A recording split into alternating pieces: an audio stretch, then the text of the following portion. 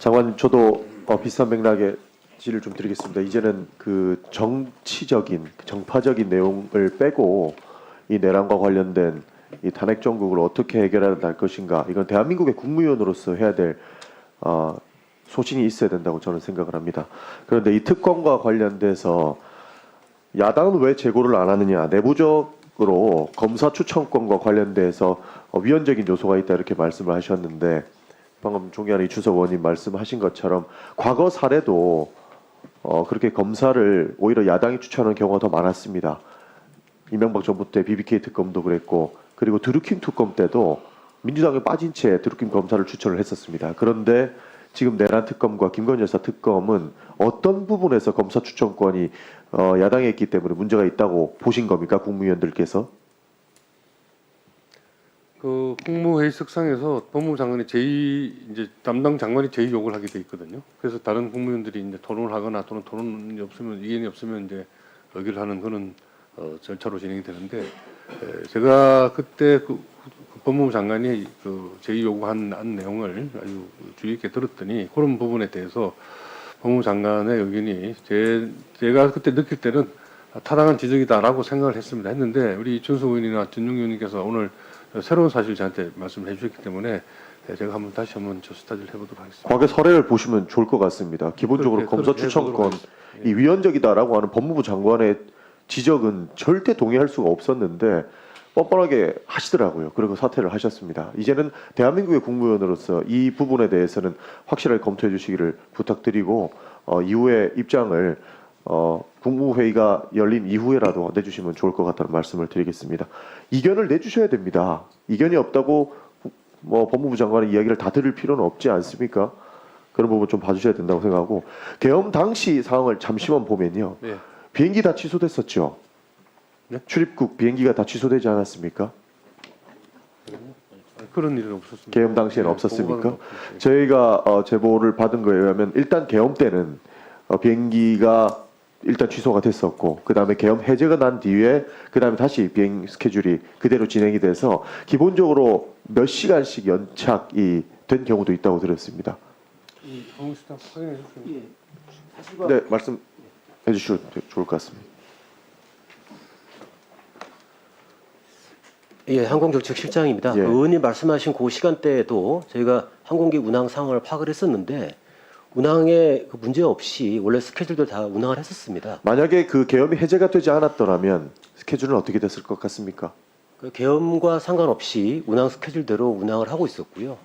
그 다음 날도 똑같은 운항 계획을 갖고 있었습니다. 그럼 계엄이 국회에서 해제가 되지 않았더라도 항공 스케줄상은 문제가 없었다라는 말씀이신 거죠? 그렇습니다. 특별하게 문제가 없었습니다. 알겠습니다. 의원님께서 말씀하신 그 시간대는 심야 시간이기 때문에 그렇죠. 대부분의 공항들이 커퓨, 그러니까 운항 제한 시간이 원래 걸려있던 시간입니다. 그렇죠. 그러니까 심야 시간에 네네. 당연히 제한 시간이 걸리죠. 근데 계엄 상황이 터지고 나서 항공 스케줄이 조정되었고, 이후에 계엄이 해제돼서 그 스케줄도 움직이는데 이 조정하는 과정 중에 연착되는 경우가 있었고, 실제로 인천공항에서는 그때 1시간씩 연착되는 항공기가 있었던 걸로 파악이 됐었거든요. 그래서 한번 여쭤봤습니다. 네. 어쨌든 계엄 상황이 열리더라도 항공 스케줄은 전혀 문제가 없다. 그렇습니다. 라고 예. 보시는 거죠. 네. 알겠습니다.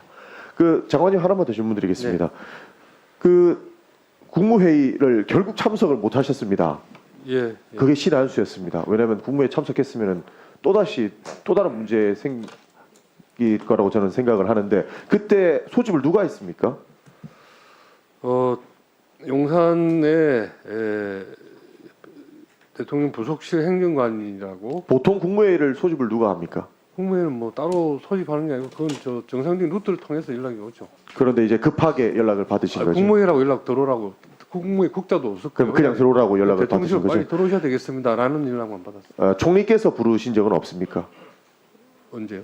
그 국무회의 한다고 계엄 당일날요. 아니, 없었어요. 그거는 이제 해제할 때, 네. 해제할 때는 총리실로부터 연락을 받았어요. 해제할 때는 총리실로 받았고, 예. 그 다음에 계엄을 할 때는 대통령실로 받았다라는 말씀이시죠. 대통령실로부터 받았는데 계엄이고, 아니 이제 국무회의, 뭐 이런 게 국무회의를 한다고 부른 게 아니었고요. 알겠습니다. 일단 그 부분은 빨리 확인된 들어오시라는 것 같습니다. 말씀 제가 들었고, 그러면 뭐 다들 요즘 공지해 보신 분 계시지만 뭐 세종시에서 빨리 들어오라 그러면 무조건 빨리 들어가야 그냥 들어가는 되는 거죠. 상황이에요. 뭐 이유를 따져서 들어가고 안 들어가고 하는 게 아니기 때문에. 알겠습니다. 예. 시간이 없어가지고 대도시광역교통위원장님께 말씀 안 드리겠습니다.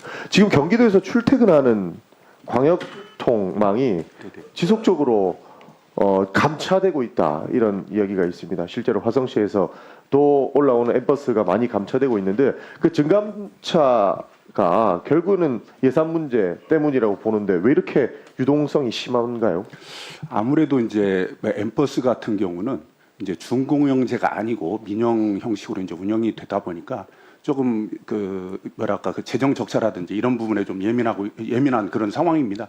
저희가 뭐 그거는 좀 관리를 좀 철저히 할 수 있도록 그렇게 할 거고요. 그 지금 관리가 안 돼가지고 질문을 드린 네. 건데 네네. 올해 증감차 내역을 일단 정리해서 저희 방으로 좀 보내주시길 부탁드리겠습니다. 그의 사유에 대해서도 좀 주셨으면 좋겠습니다. 왜냐하면 경기 남부권이나 북부권에서 출퇴근을 하는 분들이 상당하지 않습니까? 그런데 이 감차 문제 때문에 상당한 불편을 겪고 있는데 그 내용을 일단 먼저 파악하고 질문 드리겠습니다.